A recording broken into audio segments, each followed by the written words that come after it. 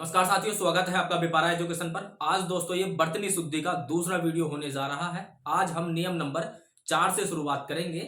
यदि आपने कल का वीडियो नहीं देखा है तो मेरी आपसे गुजारिश है कि आप वह वीडियो जरूर देखिए, क्योंकि दोस्तों उसमें हमने 3 नियम को कंप्लीट किया था। क्योंकि साथियों शब्दों का जो निर्माण है वो नियमों से ही होता है। यदि आप सारे नियम पढ़ लेते हैं तो जिंदगी में कभी भी बर्तनी का सवाल गलत नहीं करेंगे। तो नियम नंबर 4 में हम पढ़ेंगे दोस्तों गण का नियम। गण का नियम क्या है, जरा ध्यान से सुनिएगा, ध्यान से पढ़िएगा। यदि आप सारी बातें बखूबी सही से समझ लेते हैं और वीडियो को अंत तक देख लेते हैं साथियों, तो आप पाएंगे जिन शब्दों को आप ठीक समझते थे वह तो गलत निकले। और दोस्तों ये वही शब्द हैं जो परीक्षा में आपके सामने आ जाते हैं और आप उनको सही मान करके आंसर कर देते हैं, लेकिन वह आपका गलत होता है। क्यों गलत होता है? क्योंकि दोस्तों गण का नियम ये कहता है किसी शब्द के पीछे यदि गण प्रत्यय के रूप में जुड़ जाए, यानी किसी शब्द के पीछे यदि गण लगा दिया जाए तो क्या होगा साथियों, तब वह दोस्तों बड़ी मात्रा को छोटी मात्रा में बदल देगा। कहने का तात्पर्य है यदि बड़ी मात्रा है, मतलब बड़ी ई की मात्रा है, तो छोटी ई की मात्रा में परिवर्तित कर देगा। और यदि बड़े आ की मात्रा है अर्थात डंडा लगा हुआ है तो वह उसको छोटे आ की मात्रा में परिवर्तित कर देगा, अर्थात डंडा हट जाएगा। देखिए साथियों यहाँ पर आप देख सकते हैं गुणी आप लिखा हुआ देखेंगे तो गुणी में बड़ी ई की मात्रा है, और जैसे ही हम इसमें गण जोड़ेंगे इसके पीछे, तब देखेंगे दोस्तों यही बड़ी मात्रा छोटी मात्रा में परिवर्तित हो जाएगी। तो सुनने में आपको शायद ठीक लगे कि गुणीगण इस प्रकार से लिखा जाएगा, जैसे कि यहाँ पर राजा गण है ना, तो राजा गण यदि आपके ऑप्शन में है आप इसको सही मान करके टिक कर आएंगे, लेकिन ये आपका गलत हो जाएगा। क्योंकि गण का नियम है जब ये पीछे लगता है किसी शब्द में तो बड़ी मात्रा को छोटी मात्रा में, अर्थात ये राजगण हो जाएगा। सुनने में भले ही राजागण आपको सही लगे परंतु वर्तनी की दृष्टि से वह गलत होगा।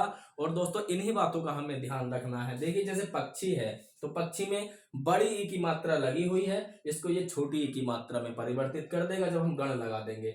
मनीषी में बड़ी है लेकिन गण लगेगा तो मनीषी गण हो जाएगा। विद्यार्थी में बड़ी है लेकिन गण लगाएंगे तो ये विद्यार्थी गण हो जाएगा। ठीक उसी प्रकार राजा में बड़े आ की मात्रा लगी हुई है और गण यदि इसमें हम ऐड कर देंगे तब दोस्तों ये राजगण हो जाएगा, राजा गण नहीं होगा। उसके बाद महात्मा में बड़े आ की मात्रा है, गण जोड़ेंगे महात्म गण हो जाएगा। महात्मा गण नहीं होगा, महात्म गण हो जाएगा। लेकिन सुनने में तो आपको महात्मा गण ठीक लग रहा होगा, है ना। तो हमें सुनने में क्या ठीक लग रहा है वह मायने नहीं रखता है, वर्तनी की दृष्टि से कौन सा शब्द शुद्ध है हमें उस बात पे ध्यान देना है। दुरात्मा गण में दोस्तों बड़े आ की मात्रा है, लेकिन दोस्तों गण लगाएंगे तो इसमें आ की मात्रा मतलब बड़े आ की मात्रा छोटी आ की मात्रा में, अर्थात डंडा हट जाएगा तो दुरात्म गण हो जाएगा। नेता गण में भी आप देखेंगे दोस्तों नेत्र गण हो रहा है। ठीक है, अब ये दोस्तों दो शब्द अपवाद हैं। अपवाद तो पूरी तरीके से नहीं है क्योंकि नियम तो यहाँ भी लागू है। देखिए नेता में बड़े आ की मात्रा थी और यहाँ पे आप देखेंगे कोई मात्रा नहीं है। वैसे ही आप यहाँ पर देखेंगे वक्ता में बड़े आ की मात्रा थी और यहाँ पर देखेंगे कोई मात्रा नहीं है। ठीक है, लेकिन दोस्तों होता क्या है, ये दो शब्द ऐसे हैं कि नेता जो बनता है वो नेतृत्व करने वाले से बना है। नेता किसे कहते हैं? नेतृत्व करने वाला। तो ये नेत्रगण हो जाएगा, है ना, नेत्रगण हो जाएगा। नेत्रगण नेतागण का नेत्रगण हो जाएगा।